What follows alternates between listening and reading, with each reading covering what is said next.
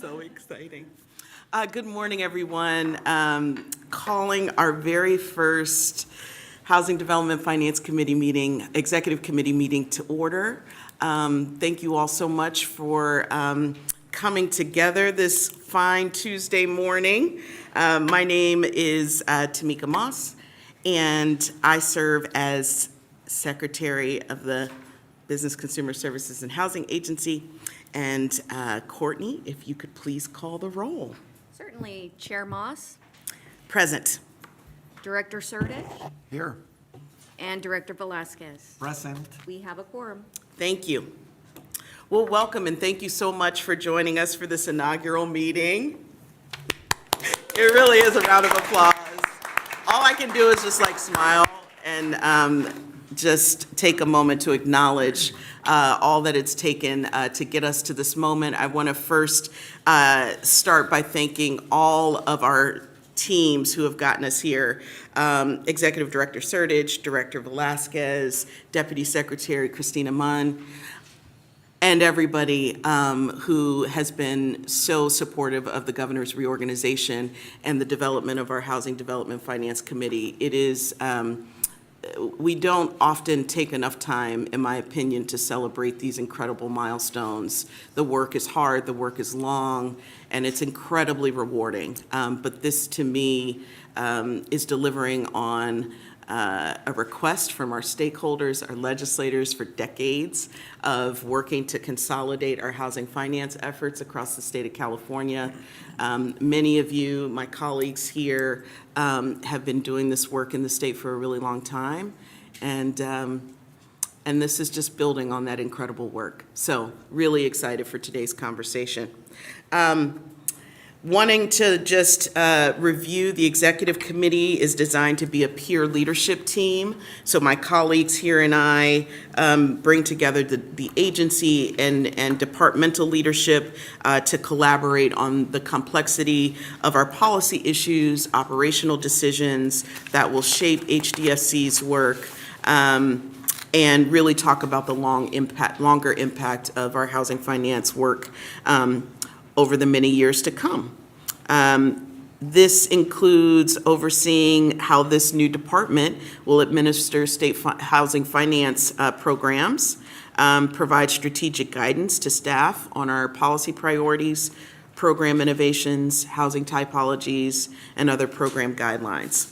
I want to just clarify, and I think this is an important piece for the public and for our colleagues, that HDFC will really function as an independent department within the new California Housing and Finance Agency. So it is going to maintain its own authority, its own identity, and have its own executive director, in fact. Speaking of which, Jonathan Klein, who is here with us in the audience, has been appointed as our first executive director of the Housing Development Finance Committee.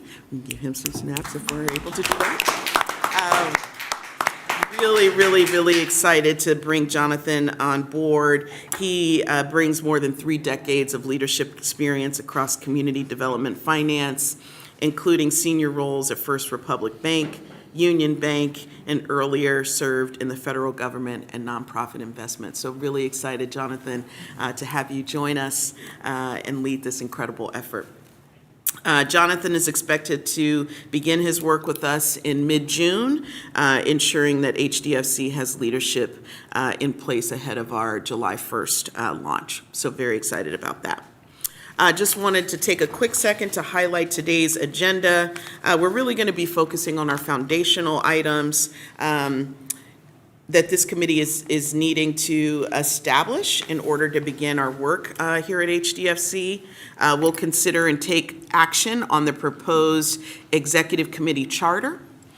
We will be reviewing the first read of our proposed 2026 meeting calendar, as well as discussing initial recommendations on the timeline for a consolidated application and aligned compliance monitoring. And I know that sounds not so fun, but it is also really exciting work that really prepares this committee to do its work throughout the remainder of the year. We'll also begin identifying policy areas for future agendas that we will build out over the course of the year to make sure that the committee is considering our stakeholders and state policy priorities. So really excited to talk about that. Public comment will be heard after each agenda item and then again at the end of the meeting. So with that, let's start our agenda. All right, we have an action item for item 3 on our agenda. It's our discussion, recommendation, and possible action to approve and adopt our proposed HDFC committee charter. I'd like to invite Christina Moon to the podium. Good morning. Good morning. Good morning, Chair and members. Item 3 is a discussion, recommendation, and possible action to approve and adopt the proposed HDFC charter. The charter is intended to establish the governance and operating framework for HDFC as the state's central coordinating body for multifamily affordable housing finance.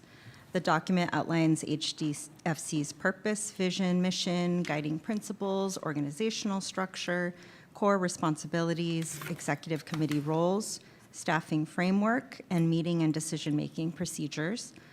The charter is designed to support HDFC's broader goals of streamlining access to housing resources, improving coordination across programs and agencies, increasing transparency and predictability, and strengthening accountability. It also clarifies how the committee will provide oversight and direction as HDFC begins implementing its work. I want to take a moment to share the vision and mission statements from the charter that have incorporated staff and stakeholder input and will guide HDFC's work ahead. The vision is homes that Californians can afford, communities where they can thrive. And the mission is to alleviate California's affordable housing crisis. HDFC creates affordable homes by making California's housing finance system simpler, faster, and more transparent. We request the committee to consider approval and adoption of the charter through resolution number 2601. The supporting materials for this item include the proposed resolution and the draft charter itself, and I'm available to walk through key provisions and respond to any questions from the committee. Thank you. I'd love to open it up to the committee for comments or questions. I just want to, following up on Secretary Moss's comments earlier about the establishment of this, I want to thank staff for their hard work in putting all this together. Very exciting that we're moving this forward, and I think it's very clear that what is presented in the charter is very thought out and very, really meets the needs of what we're trying to do moving forward. So I'm very supportive of this. Thank you. I agree, Director Search. First of all, same, following the comments of Madam Chair, I want to say I'm ecstatic about being here the first meeting. Thank you to the staff from agency and College FA and HCD for all the work getting us here. I know there are many people involved in this endeavor, and I just, going back in memory lane, I have to say, when I arrived to this job back in 2020, one of the first things I heard was about this proposal in the legislature by then Assemblymember Grayson, now Senator Grayson, to consolidate more the financing system. And, fast forward, I know it's been, decades in the making, people advocating for a more streamlined, unified system, and we are here in the very first public meeting. It's just terrific that we're doing this, and thank you for the Secretary's leadership getting us here. And about the charter, I think it just hits the high notes. I think a charter should just lay out the principles, should be high level. There should be no kind of very witty information in it, just the principles that lay out the work of this body. So I'm very supportive of this charter, and I don't know if we have to go to public comment. If not, I'm happy to make a motion to approve this. Thank you. We do. Want to open it up for public comment. I do want to say before we do that, though, that just a reminder to the public, the governor's reorganization was passed through the legislature in July of 2025. So for the last year plus, we have been working really hard to get to this moment, really making sure that we have been thoughtful about our engagement around developing the mission and vision of this new department and this work, and making sure that it is reflective of the feedback that we have received from many of you. So just wanting to say, this is not, as Director Velasquez was describing, this has been many years in the making. We have been hard at work toward the implementation of this work for some time. So really excited about what the charter is doing to codify that work.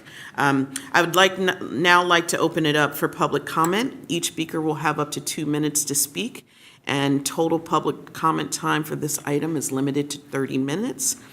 To ensure both in-person and remote participants have an equal opportunity to speak, we will rotate between Zoom commenters and those in the room. Please avoid repeating comments that have already been made. If a previous speaker has expressed your point, you may simply state that you agree with the previous comments. Courtney, is there anyone who would like to make public comment? If you would like to make a comment and you're here in person, please form a line at the microphone stand. If you are participating remotely and would like to make a comment, please raise your hand virtually and we will call on you by name.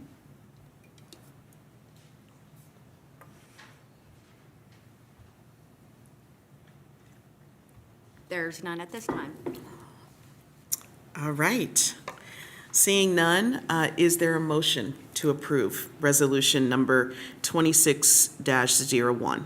I move to approve Resolution 2601, HDFC Committee Charter. So moved. All those in favor? Aye.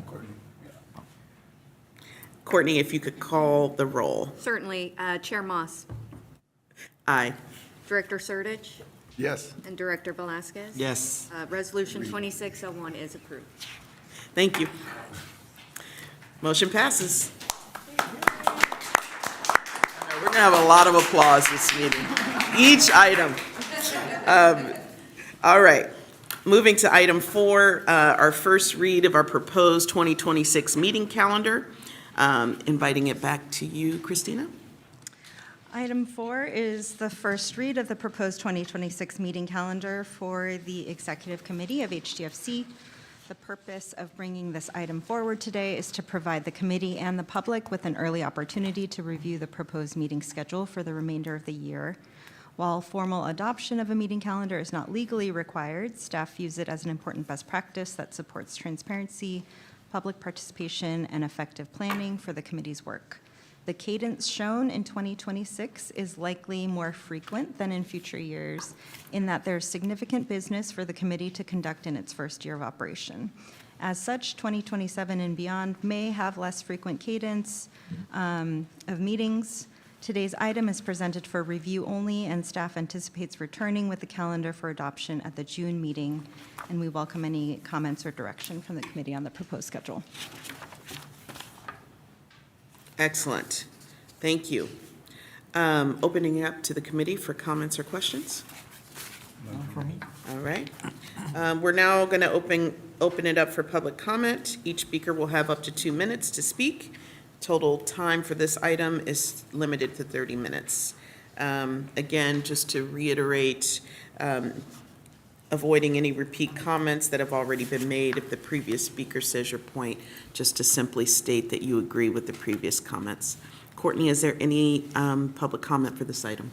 If you would like to make a comment and you're here in person, please form a line at the microphone stand.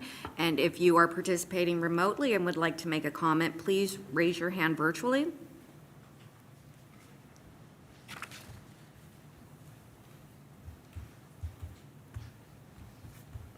There's none at this time. Thank you. We look forward to seeing this item back on the agenda. Thank you. Thank you. All right, moving next to item 5, discussion of our draft recommendations on timeline for the consolidated application and aligned compliance. I think we have a number of speakers for this item: Christina Moon, Catherine McFadden, and Megan Kirkby. Okay, we have a deck to cast, so I'm going to try to do this. We'll see how it goes. Okay. Okay. So item 5 presents draft recommendations on the timeline for a consolidated application process and aligned compliance monitoring. This is a key first milestone for HDFC that was in the Governor's Reorganization Plans legislation to ensure that HDFC made meaningful progress in its early days. Today's discussion is intended to give the committee an opportunity to review the proposed direction, provide feedback on the implementation timeline, and help shape the next steps for this important body of work for HDFC staff. To start with an overview, we're currently in the inception of a core innovation coming out of the agency reorg, which is this body, HDFC. So I don't need to explain the reorg to you, but we have CHHA starting officially on July 1st. And of course, right under that, you can see HDFC, which we are starting now. And this is in many ways, as Director Velasquez mentioned, a culmination of many years of work and advocacy built up over the years. We've been working towards a more consolidated approach to reduce friction across the housing finance system for many years, with the supernova created out of AB 434, the creation of AB 519 work groups, and currently through the reorg and ongoing work coming out of the AB 2006 asset management. And through this arc, we've been building the organizational infrastructure to do this work through HDFC. The legislation for the reorg includes milestones for the exec committee to meet by July 1st of this year to ensure we've made progress even as we work to stand up HDFC. Those milestones are a timeline for implementing the consolidated application and a timeline for improved alignment of compliance monitoring for state projects. Before I hand it off to my colleagues to walk through the recommendations, I first want to acknowledge that in addition to the legislative and organizational work that got us here, we have also been listening deeply to our partners across the field. This includes the many AB 519 work groups, dialogues at conferences, meetings, reorg working groups, and more. We've also had our partners at the Turner Center support our team in facilitating more focused and technical conversations on specific topics and best practices. And much of this feedback that you see highlighted here will inform the priorities for HDFC as we implement this work. Now I'll hand it to Catherine McFadden to walk us through the first recommendation. Good morning. Catherine McFadden, Director of Multifamily Programs for CalHFA. I am also very happy to be here. Okay, so I get to present the first recommendation, which is create a consolidated application. The consolidated application advances the state towards full coordinated multifamily funding through a unified, streamlined process. As Christina mentioned, it's rooted in extensive engagement with developers, lenders, local governments, and agency partners. It supports the governor's 26-27 budget proposal to modernize multifamily housing finance and reduce fragmentation. So one application, one award. Under AB 519, HCD, CalHFA, TCAC, and SIDLAC created or will create HDFC award guidelines covering state-administered competitive multifamily sources. These unified HDFC guidelines will have common threshold requirements, unified scoring rubric, and limited program thresholds where needed. A single application will be submitted through a single portal, reviewed through a coordinated process. Simultaneously or near simultaneous awards across subsidy, bonds, and tax credits. Projects will move straight from award to readiness milestones without waiting for sequential rounds, reducing stalled and post-award friction. So the consolidation includes a number of programs, and I will mention them just briefly. So it's the MHP program, the Joe Cerna Farm Worker Housing Grant Program, IIG, the Veterans Housing and Homeless Prevention, TOD Housing, the Housing for a Healthy California, the CalHFA Mixed Income Program, the subsidy component, AHC, the housing component, developer-facing other HCD multifamily programs like PLHA Competitive, Home, National Housing Trust Fund, CDBG DR. And of course, this is not possible without the coordinated alignment with TCAC and SIDLAC for bonds and tax credits. Is it this one? Okay, thanks. So, the governor's budget proposal. This is the enabling framework. So the budget proposal reallocates program responsibilities to enable a true one-stop shop for full financing.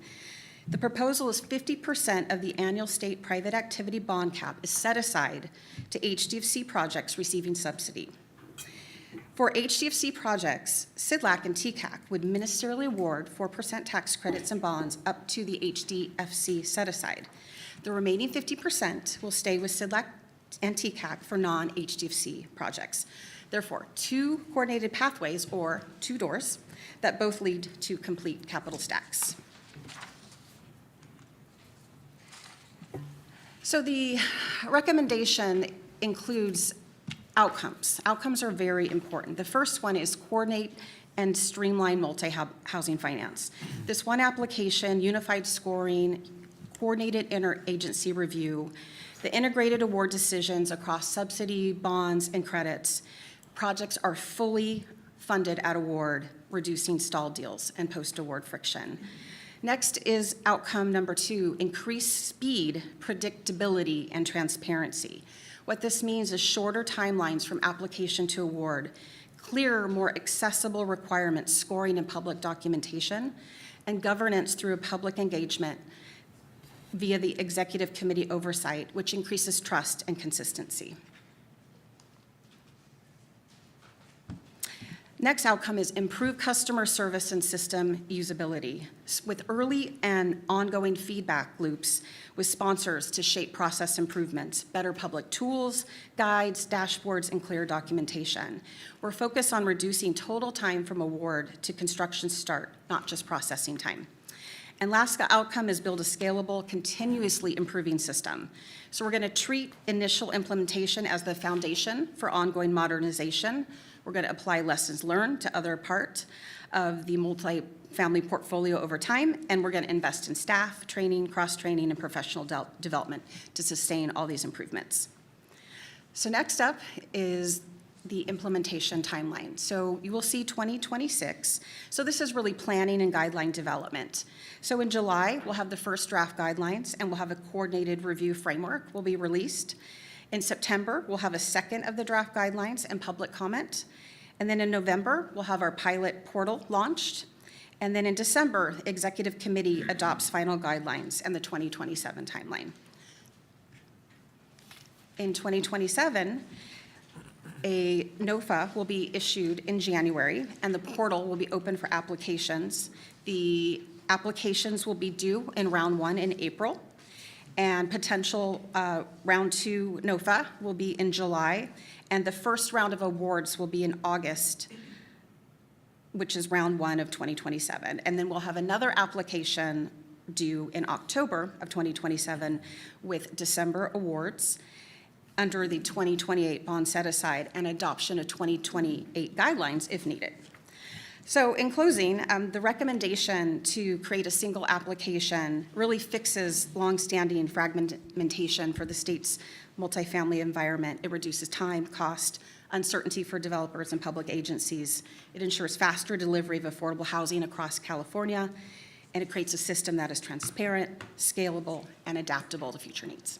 And I'm going to turn it over to my colleague Megan, who's going to talk about the aligned compliance. Thank you, Catherine, and thank you, committee. I'm Megan Kirkby. I'm our Chief Deputy Director for HCD, and I have the pleasure of presenting recommendation 2, our recommendations and implementation timeline to align compliance monitoring. So first, to discuss our progress to date, as many of you are aware, since January 2025, we've been doing interagency compliance monitoring integration with HCD, CalHFA, and TCAC. These aligned processes, we're working across 5 different areas to try and get greater alignment. physical and site inspections, getting to a single lead agency inspection, removing duplication there, reserve draws, a unified process for that aspect of asset management, ownership control, party changes, working towards a single form, property management, company changes, also through a single form, and operating budgets, working towards a combined form.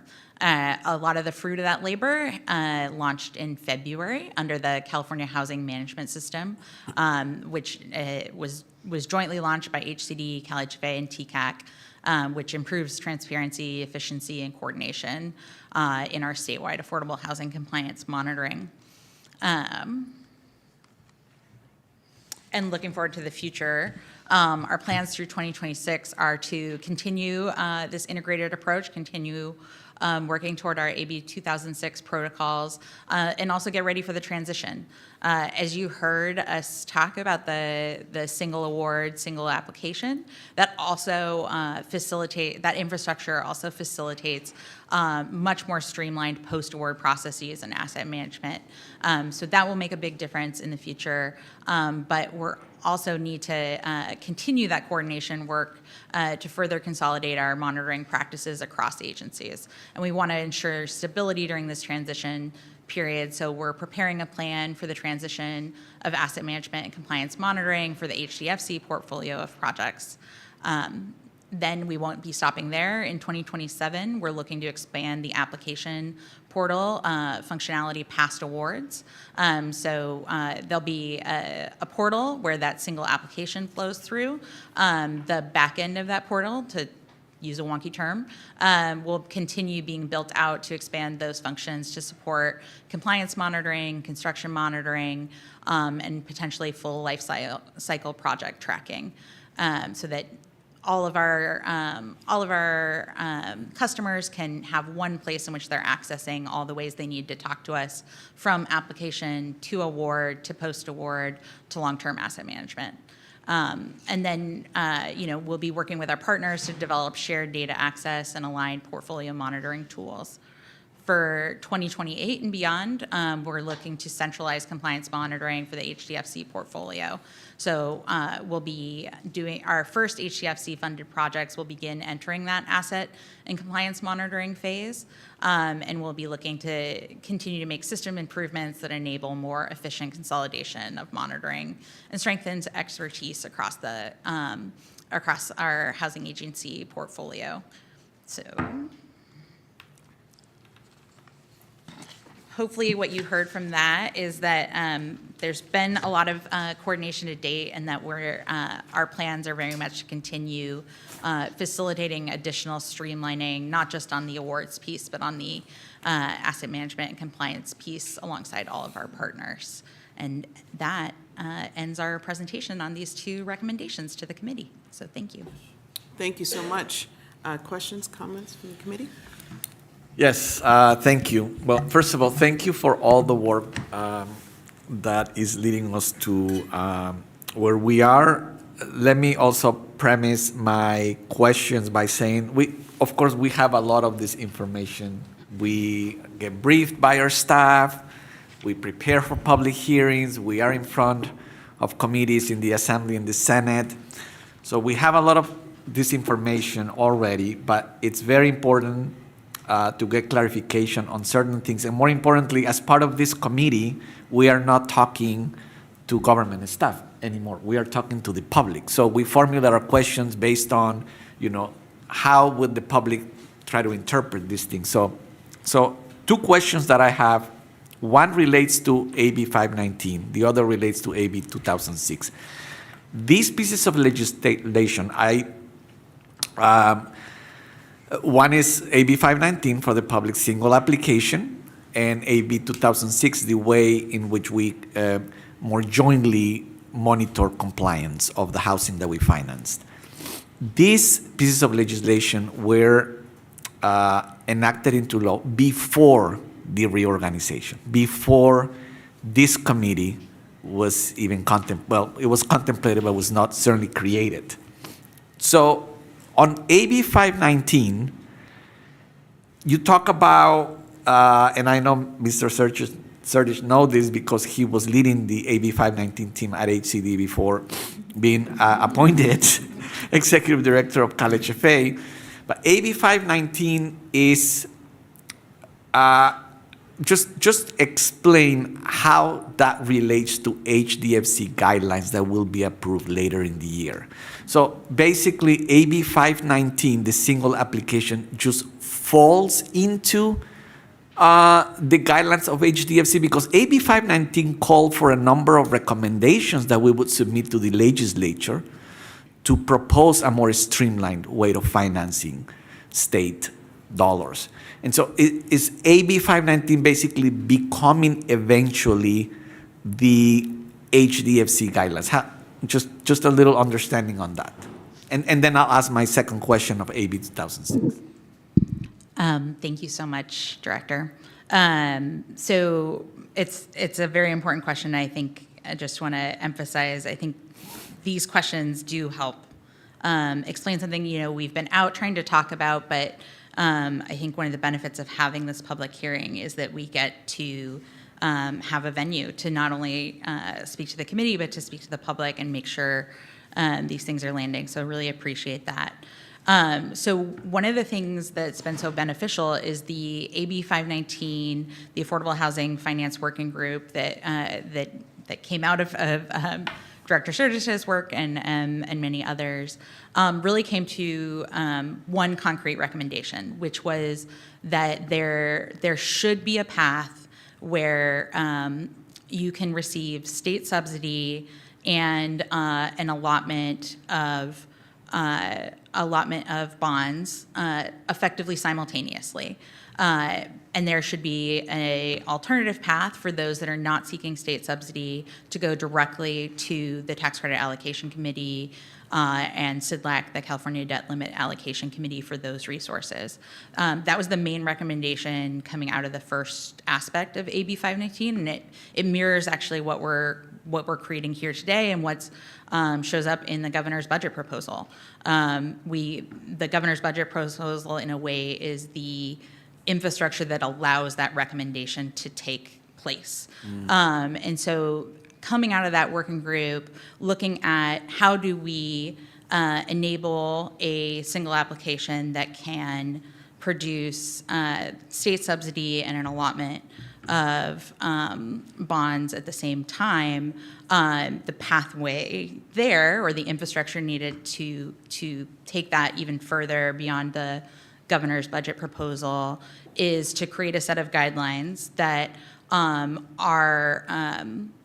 that effectuate and are accurate to the statute for all of those state subsidy programs going into it that my colleague Catherine went over. Each of those has statutory requirements behind it. And the CDLAC and TCAC programs have regulatory and statutory requirements beyond it.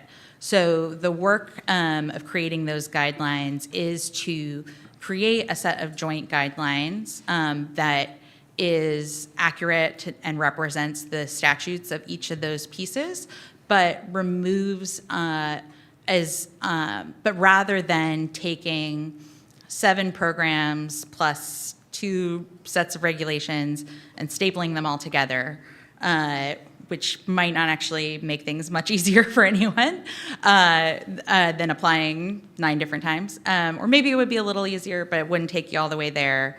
The work going on right now is really digging back to the statute to create a set of guidelines where, instead of everyone developing their own uniform thresholds, one set of uniform thresholds that are capture all those pieces that are not unique to the programs. And then putting out unified scoring that can work for all of those funding sources, but acknowledging that each of those funding sources does have unique traits, even back to the statute, that need to be recognized and are there for some purpose. And so making sure that those are captured as well. And so that's the work of the HDFC guidelines, which I see as combined with the governor's budget proposal around creating a set-aside bond allocation for HDFC to administer, and the modernization of the Affordable Housing Sustainable Communities Program, moving into a separating out the housing portion. The guidelines, as well as that budget proposal, are the implementation of the affordable housing work group's recommendations that we've seen to date. But we very much imagine that affordable housing finance working group, both the reviewing entities and the interagency work that's part of that, as well as the continued connection with stakeholder engagement, is critical as we move from the draft implementation stage to the full implementation stage. So Thank you. hopefully that adds some color. No, that's great. Because going back to the passage of AB 519, it was just presenting recommendations to the legislature. But the legislature is, in fact, moving forward, approving a reform that the governor proposed that materializes any and all recommendations that come out of the working group on 519. So everything is like, Happening together. it may not have started like that, but it's now actually happening together. So thank you for that explanation. Now, on AB 2006, again, another, I think it passed after 519 or the same year? Before, it passed before. So again, the idea on 519, this committee's work is very much so the front end, how the state finances, approve awards and finances state subsidy. Then on the back end, 2006 is to ensure that we have a better system to monitor and track compliance on all of the housing that is financed by this committee. So right now, AB 2006 is already, in a way, like we are presenting to providers, sponsors of affordable housing, options to make that experience easier, which is if you are financed with the tax credit program or HCD or College FA, there are now better ways, easier ways for developers to present information on how they are complying with all of our regulatory agreements. Isn't it true that when we move to a system under HDFC that consolidates, unifies more affordable housing, the implementation of AB 2006 actually gets easier? Because right now, if I have light tech units, I have HCD units, I have College FA units, I am still submitting for all of these requirements. You still need to check which of these entities I am regulated under. But in the future, there will be most likely one submission. Of course, this happens over many years. It's probably not going to happen in year one, but over many years, it happens in a way that it gets even easier, where you are submitting requirements for what used to be all of this entities under. I mean, can you elaborate a little whether what I'm saying makes sense or no? It does, and I think it's a through line from what Megan was saying, right, where we're working on that front-end guideline work to simplify how the sources come together, and that will dictate a little bit how and simplify how we kind of, as reviewing entities, kind of make sure the longevity of the properties remain. And so I think it does provide more streamlining as we move through a more simplified system. I think the work ahead that was referenced in the recommendations is we need to do a lot of that planning of how we organize the state to really capture that efficiency as we move forward for these HDFC projects. So we're going to have this great kind of front-end work, and we have this foundation of 2006 work that's happened. But, you know, is there a better way? Right now, we have momentum from AB 2006. They're in different teams still. And so we're still sharing information. Sometimes it's manual. There's a lot more opportunity through the portal and other technology to develop better tools, as well as how we organize our teams to review things more efficiently as well. Yeah, please.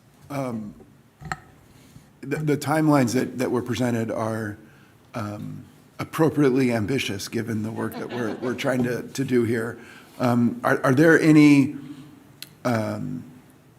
specific issues that you're worried about potentially getting in the way of moving this forward by the end of the year, throughout the year? I mean, is there anything that we should be keeping an eye out for as we're working with our teams to help implement this work? Well, I want to hear from Catherine, too. I mean, I think it's a big change. So I think some of this is like an industry change management exercise for all of us as we think about how to consolidate everything and do it in a real one-stop. I think that can be kind of uncomfortable to think about, how does this affect my pipeline? So we are working through that with our partners. And there is going to be a lot of engagement, socializing, stress testing, some of the ideas that we're pulling together. So I agree, it's appropriately ambitious. I think we are really pushing to get something to present more externally and share out with folks so we can really get that feedback loop started. So that's the part where I think we're eager to get to meet that first July date. And I just wanted to add the stakeholder piece is incredibly important. There are a lot of divergent interests, and Christina mentioned pipeline. There is some uncertainty about how HDFC, the first round, what's that going to look like? How is that going to affect my project? And we know that there are partially funded projects, so the idea in the first round is to take some of those pipeline projects that just need a little bit of funding to get them to the finish line. As we know, there are a lot of projects out there, and we know that the Supernova is out there right now to do exactly that, but there's still such a huge pipeline of deals that need funding. So I think ensuring that we get the stakeholder feedback that works for the first round, but also the second round, which is the round that we intend to move forward with Cadence, the full kind of, this is the new HDFC model, so that we can then have allocations for 2028. And I know there were also some concerns about the set aside, the 50%, and we're really trying to be sensitive and listen to our stakeholders to ensure that not only do we get it right and listen and get it in the guidelines, but that it works. This is only, it's important that it works. This is something that we, as mentioned, we've been working on for years, decades. I've been in this industry a long time, and I know it's going to be a socialization change. I think everybody is ready for it, some more than others, but let's ensure that we really are aligned with our stakeholders to ensure that the guidelines and the scoring and how we're processing the applications really work to move projects quicker through the awarding and also closing timeline. So it's just ensuring that we again are at the table and can hit these deadlines, and they are ambitious, but it's much needed at this time. Just following up on that piece, I'm curious about one of the ways that I think HCD has done an incredible job around many of our subsidy programs is through its technical assistance. And I'm curious, Christina, you talked about this as kind of change management, not just for our state partners and staff, but for the industry. Can you talk a little bit about the technical assistance that will be provided to our sponsors and stakeholders through this process as we sort of mirror the change work we're doing internally? How are you all thinking about engaging our stakeholders? I'll speak to that, and then, happy to have my colleagues weigh in as well. I think not to, harken back to the last comment so much, but I do think it's critical that the technical assistance in a way here is starting from the fact that we are putting out draft guidelines, that what has been pulled off over the last 8 years shouldn't have been possible, but it did happen. We put out an enormous amount of funding quickly. We were able to get it in the hands of people very quickly. But by doing that across so many different programs, the stakeholder community and ourselves don't have the time to, much of that had to be put out through NOFAs that were on the street quickly. without the benefit of this draft guidelines phase. And so by doing 2 rounds of draft guidelines, not only are we bringing in the additional partner of our stakeholders, so, our team isn't just us anymore, it can really be our stakeholder community helping us with some of those tough calls and informing and getting to a better product. But that also means that all of our customers are seeing that that pathway earlier and further in advance, which then helps not have more time, reaction time, to be thinking about what that future application will look like for them. And then I think in addition to that, we're seeing the ability to, by consolidating everything, also be able to use our staff more efficiently to be able to deploy more technical assistance. I think some of this is still in the works, but I think I see a lot of us as a lot of the work we're doing right now is co-education between our teams and really getting ready to be able to do that education externally as well. Because again, when you're talking, it's going to be hard, and I don't want to underestimate that. But by focusing our energy this way, we also can deploy our resources differently than we have been, because there will be less duplicative work to do. We can have more staff that we deploy toward technical assistance and a longer ramp-up period leading into that application. And then, of course, the hope and the dream that this facilitates is to be able to follow the cadence much more like a TCAC CDLAC, where you're rather than wholesale creating new programs, we're updating these guidelines as needed so that they can function across an entire year, and perhaps as we stabilize into even 2 years and increased predictability that way, I think also facilitates the technical assistance. I also want to add, as we think about how to use our staff, we also have additional existing consulting support to really provide that direct technical assistance. So we will kind of map that out in the coming months. And as we develop a portal, we're really thinking about how to onboard folks so they understand how to navigate it and how to use it. And so there will be additional technical support there as well. So we are thinking about it, more to come. Great, thank you.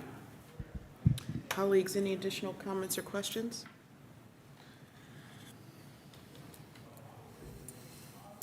All right, well,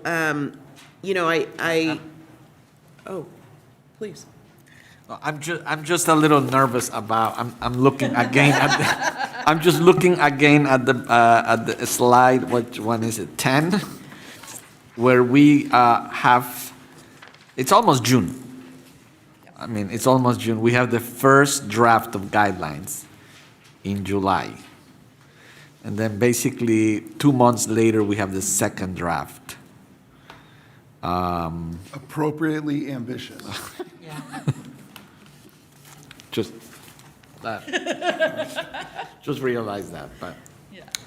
Well, again, I appreciate that comment, and I think it's part of what's going to be important is that this is iterative, that we are coming back to understand what delays we may be incurring if they happen, what progress we're making. So the points earlier about that this is engagement almost seems insufficient. It really is a partnership and sort of co-designing what we're coming up with. But I also think, given the crisis that we are experiencing and the challenges that we've had in our housing finance system, that we should be appropriately ambitious in trying to get guidelines out to our sponsors and stakeholders so that they are on the journey toward a much more efficient and effective system. So I'm feeling, I got you. I also got this. We got this.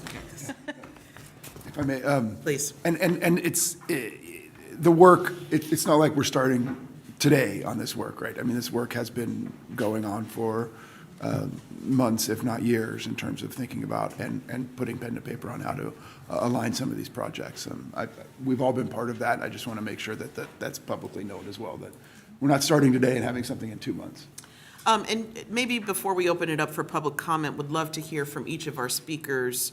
As you think about where we are in our process, almost June of 2026, what does success look like in our efforts to get these draft guidelines underway and allow, how can the public sort of know whether or not we're moving in the right direction from your perspective in the next several months?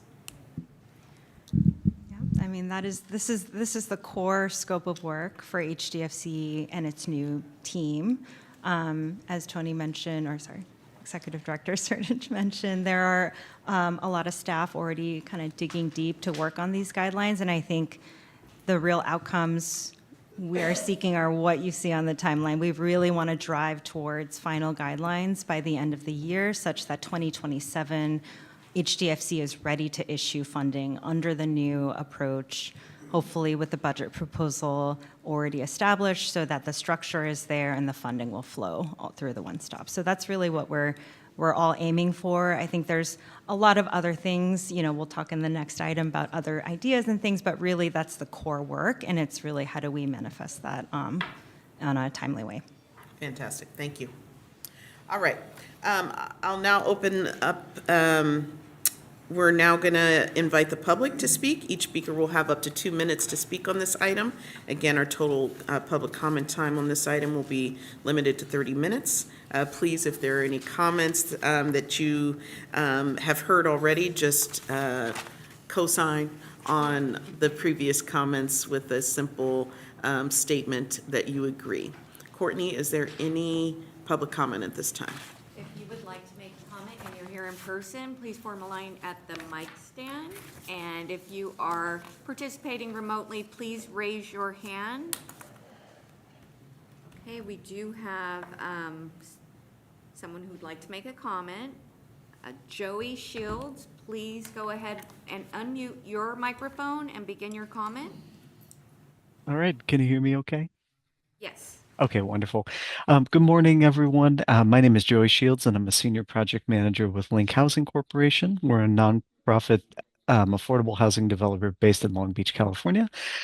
First off, I just want to applaud state leadership, BCSH, HCD, CalHFA, HDFC, and all of the staff who've been involved on the creation and implementation of HDFC. Here at Link Housing, we're beyond excited to witness the movement to a one-stop solution. We're really grateful for all of you and your hard work.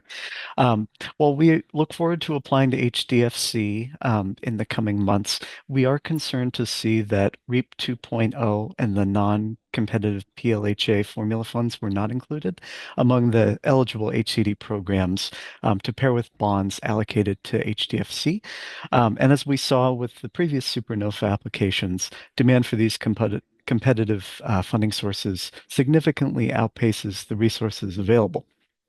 So even if promising housing bond in the November 2026 ballot, we respectfully request that the REAP 2.0 and non-competitive PLHA formula funds programs be included, as doing so will expand the opportunity for additional viable projects and advance greater regional equity in housing investments statewide.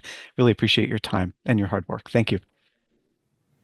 Thank you for your comment. If there's anyone else participating remotely or in person, please come forward or raise your hand.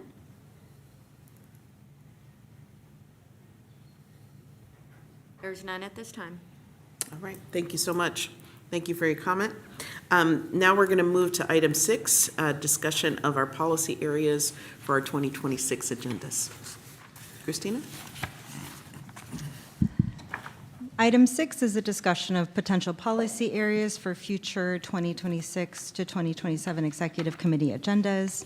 As mentioned under the last item, staff have been engaging with partners across the housing finance system, including developers, lenders, local and tribal governments, investors, and other stakeholders. And through that outreach, a number of policy topics have emerged for further consideration, discussion, and possible committee direction. The purpose of this item is to ask the committee which of these issues it would like staff to bring back in future meetings for deeper research, stakeholder engagement, and recommendations.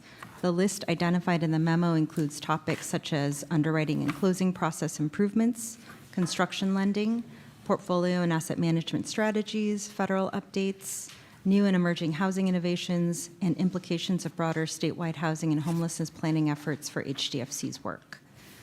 To be clear, the main focus and work ahead for HDFC in 2026 remains items not on this list, but those stated in the charter and recommendations heard earlier: updating the universal guidelines, preparing the unified application, and the creation of the unified application portal. Those are the core areas that HDFC must deliver along with the timeline that we discussed. Beyond these core areas, a critical path item to HDFC implementation will be underwriting and closing process improvements. So staff do recommend including that topic as critical to address in upcoming meetings.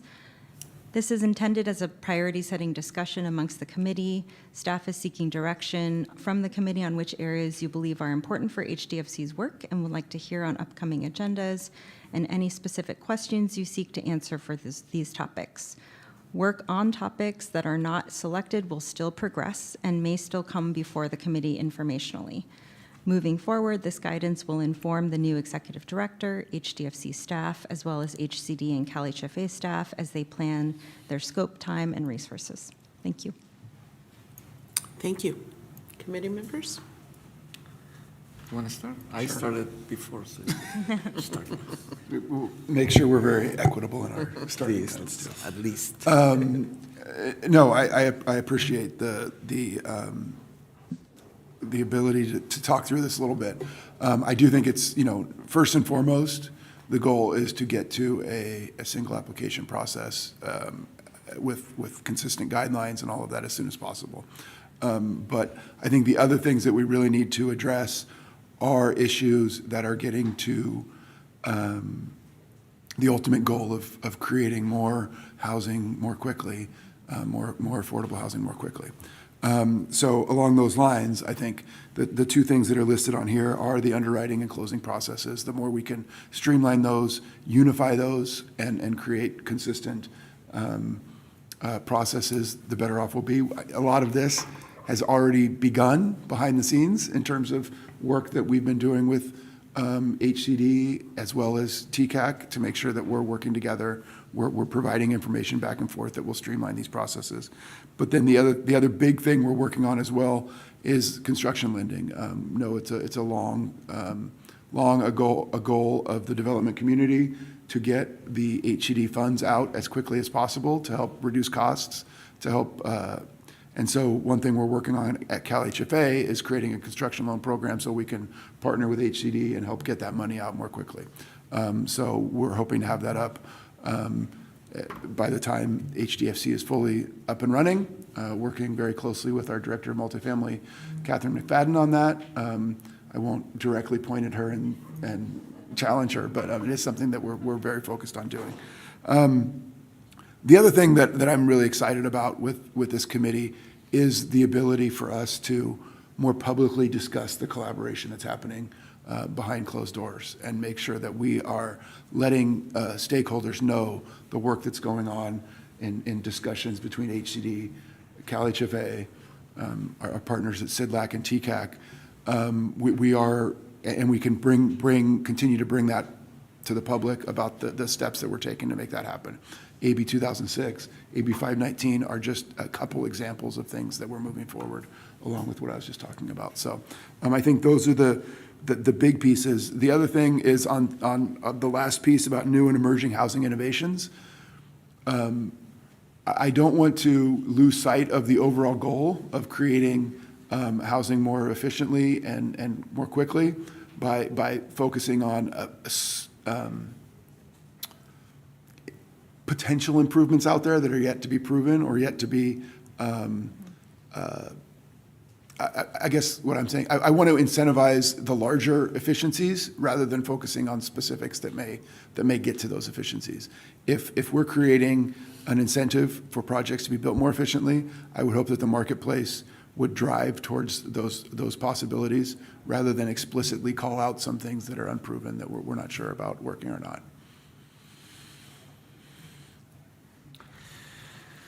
Please.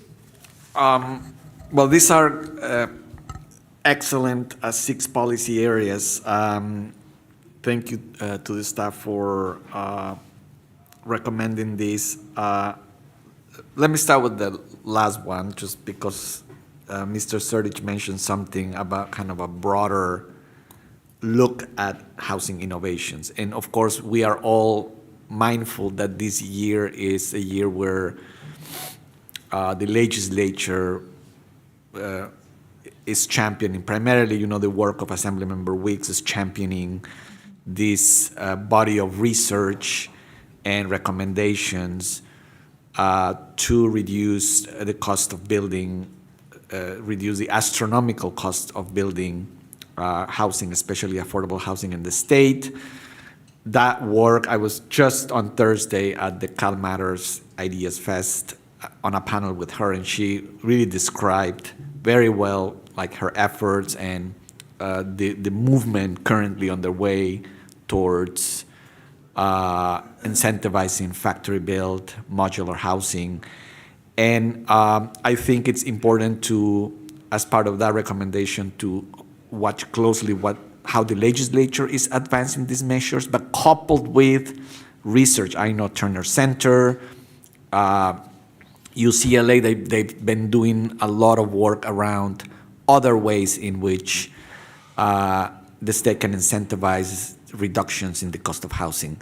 So we need to do both. We need to do legislative measures this year coupled with research on other areas. And it's very important that this committee looks at that because, this is going to be, the guidelines are going to be the basis for criteria of future financing from the state. And so I think we're going to have to focus on criteria that incentivizes cost efficiencies and cost containment. And I would say it's also going to be very important to inviting people to talk about those at future meetings, both on the research and on the policy fronts. The first one, going back to my comment about HDFC guidelines that we're going to put forth, first draft, second draft coming up, basis again for criteria of future financing. I think number one is I would argue, one of the first presentations that are going to be very important for this committee and for the public to hear on the progress on both the statewide housing action plan and the action plan for preventing and ending homelessness.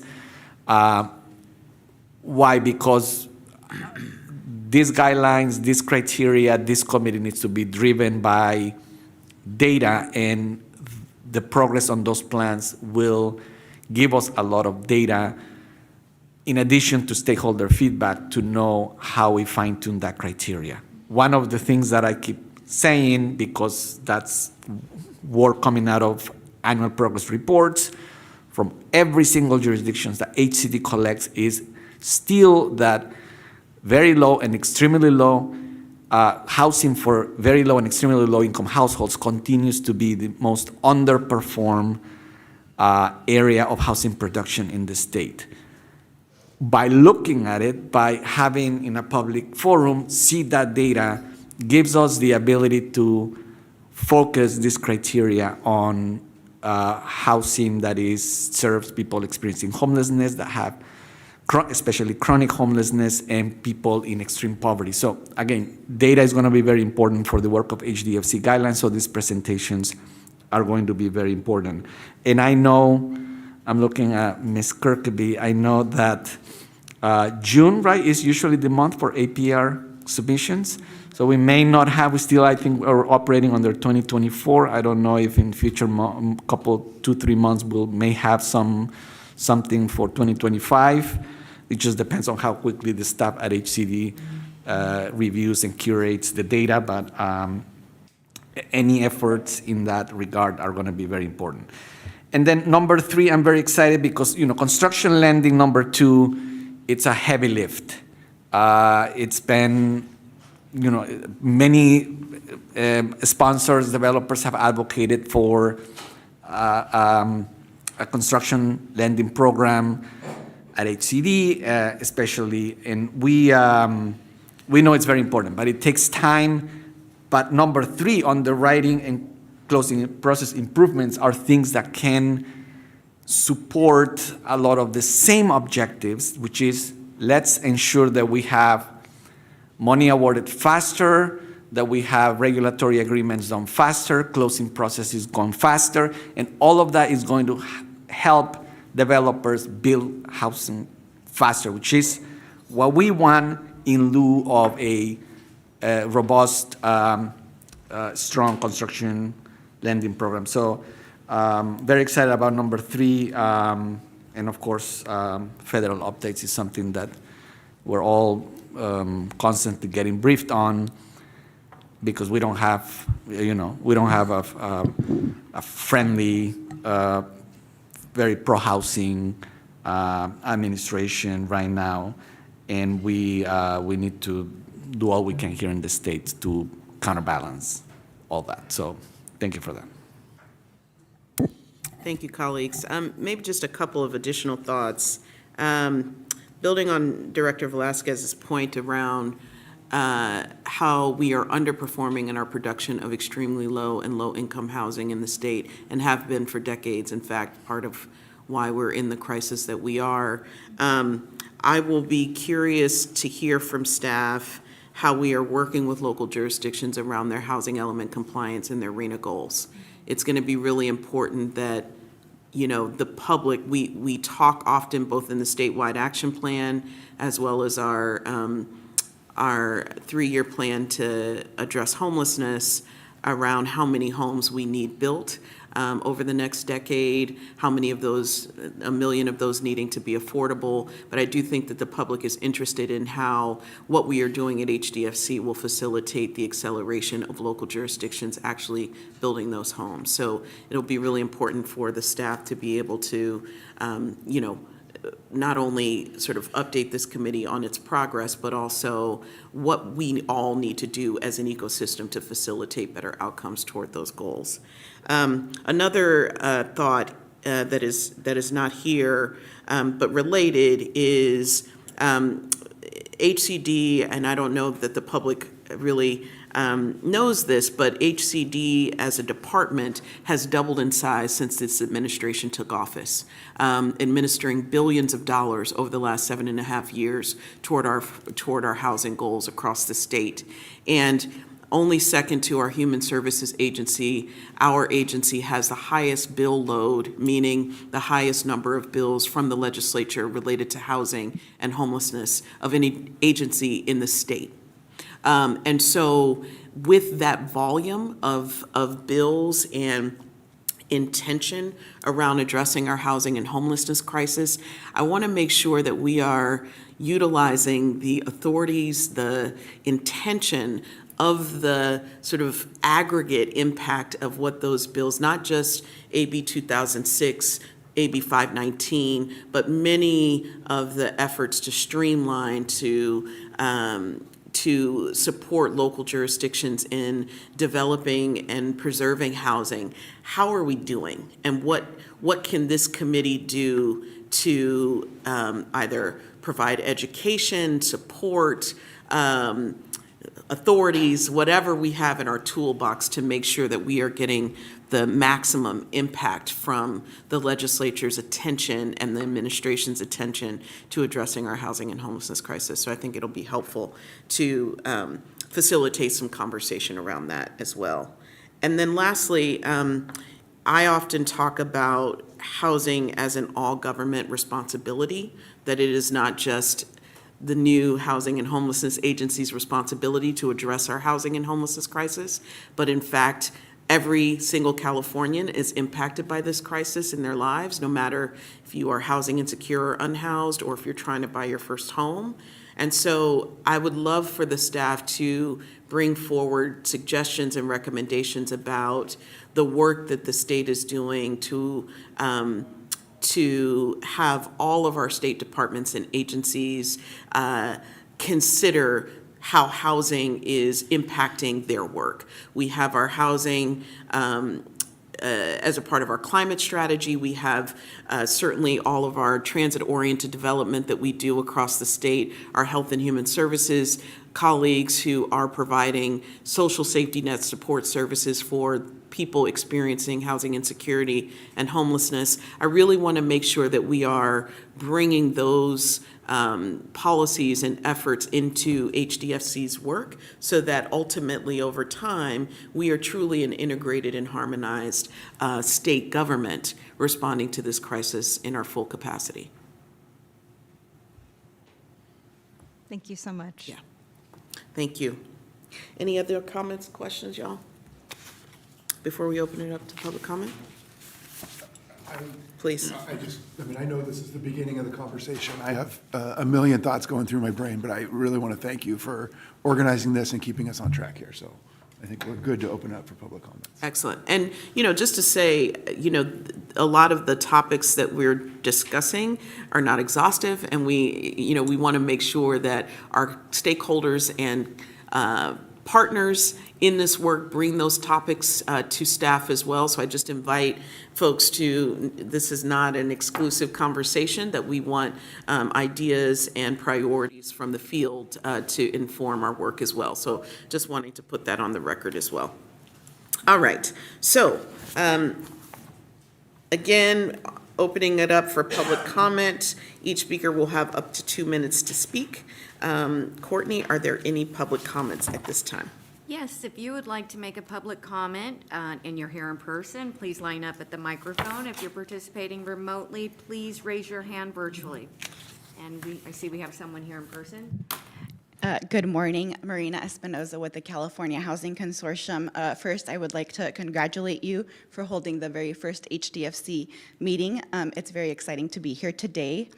And we really appreciate the discussion today, especially around the policy issues that the committee is interested in prioritizing. We appreciate the committee's interest in focusing on construction lending, making improvements to the underwriting and loan closing process, and portfolio and asset management strategies. I'd like to offer our assistance as the committee tackles many of the critical issues it has identified. Thank you for the opportunity to be here today. Thank you. Okay, moving on to those participating remotely. I see we have David Harrington's hand raised. Please unmute your mic and go ahead with your comment, Mr. Harrington. Yes, thank you. Am I coming through? Yes, you are. Very good. I want to, when we talk about producing more housing, do we see, I don't know if you can see my screen. I have this document here. Do I hit share screen, or is my document visible? I'm sorry, sir, it's not. Oh, it's not. Do I hit share screen? Our tech team is telling me that's not possible at this time. Mr. Harrington, we did receive your written public comment, so if you're referring to anything within that, everyone here has been provided a copy of that. Oh, good. Yes, that was from David Harrington, San Francisco. You see, yes, I did request it to be distributed, so you do have that? Yes, we do.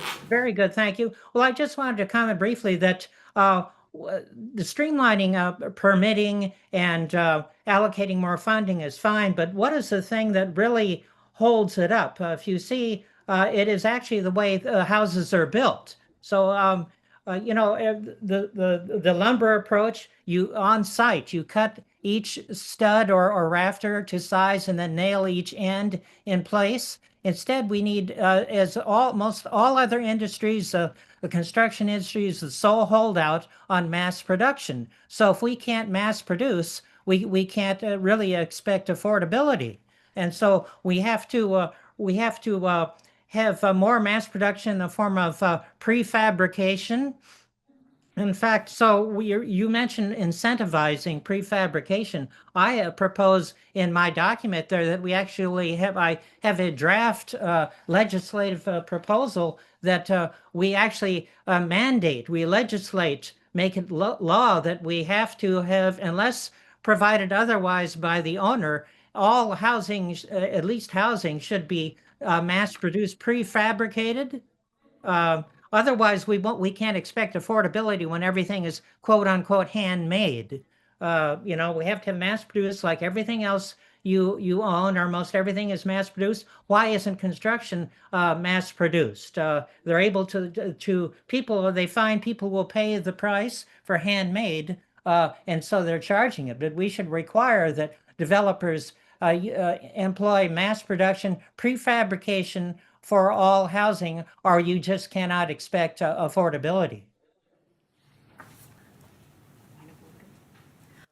Thank you, Mr. Harrington. That concludes your 2 minutes. Thank you for your comment. If there are any other members of the public remote that would like to make a comment, please raise your hand at this time. And there's no more at this time. Thank you so much. I do wonder if we want to consider having this as a standing agenda item, colleagues, on our agenda, where policy ideas can be offered. I think that's a great idea, to have sort of an open Yeah. agenda policy discussion. Yeah. Sir? Yes. Okay, great. All right, moving to item 7, public comment, the opportunity for members of the public to address the executive committee on matters within the executive committee's authority. We're going to open this up for public comment on matters within our authority. And each speaker will get 2 minutes to speak. Courtney, is there anyone who would like to make public comment at this time? If any members of the public here in person would like to make a comment, please line up at the microphone. And if you are participating remotely, please raise your hand virtually and we'll call on you to speak. There's none at this time. All right, seeing none. Last item, item 8, other committee matters. Colleagues, are there any other matters? Any members, if there are any other matters to discuss at a future meeting? We are now opening that up for public comment. Any other matters for this committee? The only other matter I have, and this is probably not for a future meeting, is I just want to thank you, Secretary, for your leadership in bringing us here, and all of the teams within the state for actually, making this happen. It's been something that's a long time coming, as we've all said, so great, and thank you for making it through the first meeting. Awesome, thank you so much. I couldn't do it without y'all. Thank you. Just to formally close us out on item 8, any members of the public, now is the time for public comment. Courtney, are there any public comments? Is this to refute what I just said? No. No, I'm just trying to follow the rules, sir. If any members of the public would like to make a comment, if you're here in person, please line up at the mic. And if you're participating remotely, please raise your hand virtually. There's none at this time. All right, thank you so much. This meeting's adjourned.